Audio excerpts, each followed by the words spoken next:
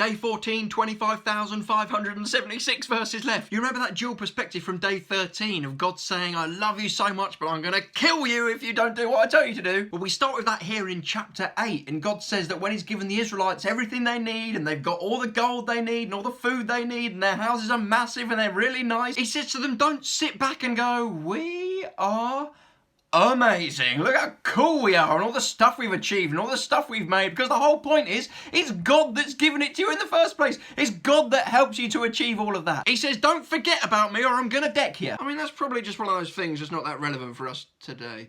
There's a bit of a painful reminder from day 7 with the golden calf thing, just so the Israelites know that it's God's goodness rather than the Israelites' goodness that is going to allow them to achieve all this amazing stuff. Again and again and again, God says, don't worship other gods. Don't bow to other people. Only bow to me. I mean, what's his problem? He's so obsessed with everybody worshipping him. What's he ever done for the Israelites anyway? And in any case, it's not as if the other nations are worshipping their gods and doing really terrible stuff like, I don't know, burning their sons and daughters in fire or anything.